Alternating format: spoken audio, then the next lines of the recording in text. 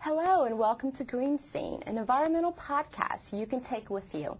I'm Anesta Jones of the Office of Public Affairs. Millions of Americans suffer from the serious and sometimes life-threatening respiratory disease called asthma.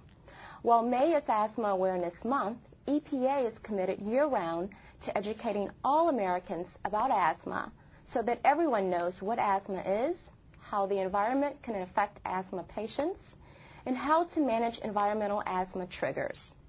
As part of our efforts, EPA supports organizations that are working to improve the lives of people with asthma. Today joining me is Tracey Mitchell, a registered respiratory therapist and certified asthma educator from our Indoor Environments Division in the Office of Radiation and Indoor Air, and a representative from one of EPA's partners in our asthma awareness efforts, Marcela Gieminiani, from the Asthma and Allergy Network, Mothers of Asthmatics, AAA, NMA. Welcome, Tracey and Marcela, to the show. Thank you. Thank you for being here today. Thank you for coming. So before we start talking about asthma, Marcela, can you tell me a little bit about your organization? Yes, Allergy and Asthma Network, Mothers of Asthmatics, is a non-profit organization whose mission is to eliminate death and suffering due to asthma, allergy, and related conditions. We have a group of volunteers working with us across the country. We call them Outreach Service Coordinators. And as part of that group, we have the Hispanic Outreach Service, which include cultural competent educational material and volunteers working with underserved populations. We also work with families and schools and community centers, creating awareness on the disease so people can learn how to prevent and manage asthma. And Tracey, in addition to supporting nonprofits, what else is EPA doing to promote awareness and to fund this disease?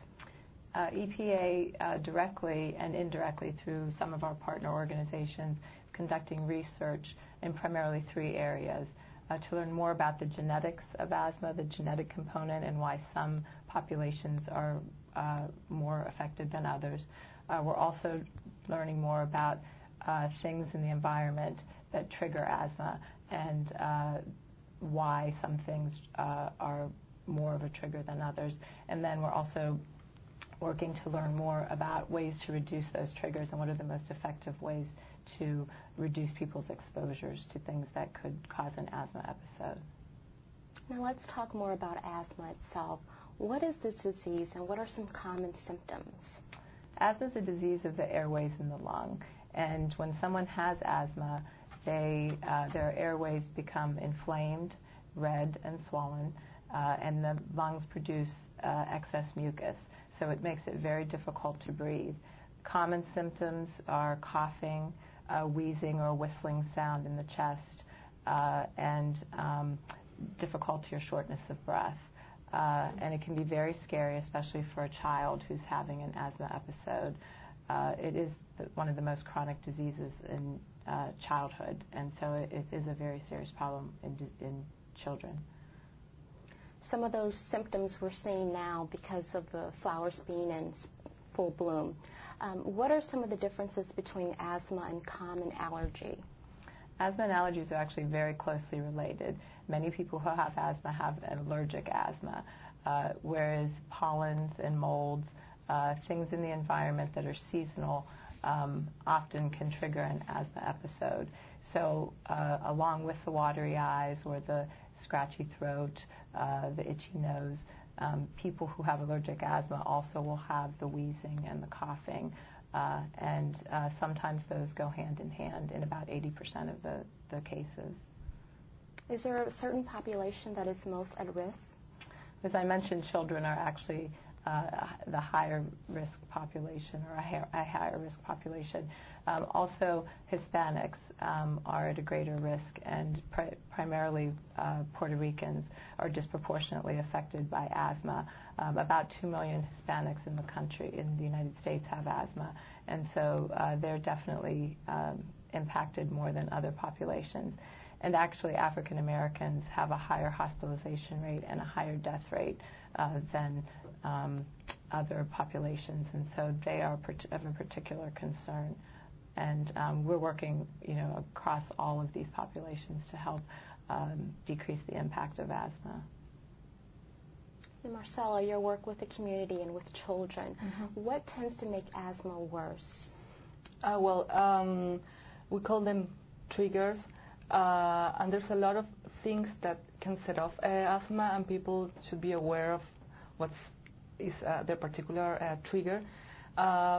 Even though they're different for each people, the most common are dust, mold, furry animals, pests like cockroaches and mice. Secondhand smoke can trigger asthma also, as well as play or exercise, viruses, and air pollution. Prevention is often key. Is there anything you can do to prevent an attack?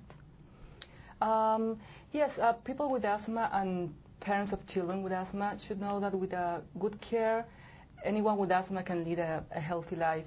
The key is work with the doctor or the healthcare professional to develop a treatment plan. This plan is called Asthma Action Plan, and will tell you what medicines to take, when to take them, what to do when asthma symptoms get worse, and how to avoid your triggers. Avoiding triggers is key component of a good asthma management. Also, if the child has asthma, you may want to be sure that anyone who takes care of the kid has a copy of the Asthma Action Plan and understand how to use it. Are there simple things that parents can do to avoid the triggers?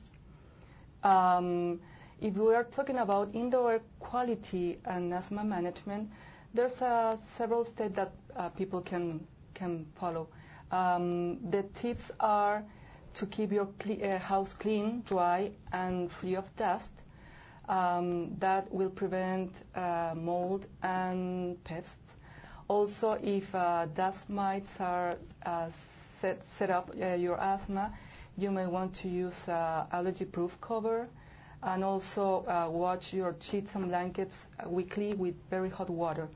And what is very important is never allow nobody to smoke inside your house or in the car or at work.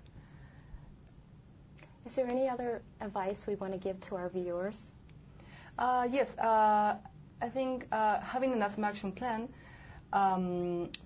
taking the medicines that your doctor prescribed and try to avoid your triggers is a key components for a better asthma management. You can take simple steps to make your home asthma friendly, and you may want to start from your room. And then with small changes, you can have your home healthy for the whole family. I think I'd just like to say, while asthma can't be cured, we know enough that we can manage it, and that while we are looking and doing the research that we talked about in the sound science, there are things, simple things, as Marcela told us, that parents and that people can do to address asthma right now. And at EPA, we're working through organizations like the Allergy and Asthma Network, Mothers of Asthmatics, and other national partners to educate healthcare providers about comprehensive asthma care and including environmental management, and to really help at the community level to address asthma in communities across the country. So the help is out there, and hopefully people will be able to access that and be able to help their children, especially, breathe easier. Thank you, Tracey and Marcela, for being here today. Thank you. Thanks. More information about EPA's efforts to reduce exposure to asthma triggers and what you could do to minimize their impact is available at www.epa.gov/asthma. See you next time on Green Scene.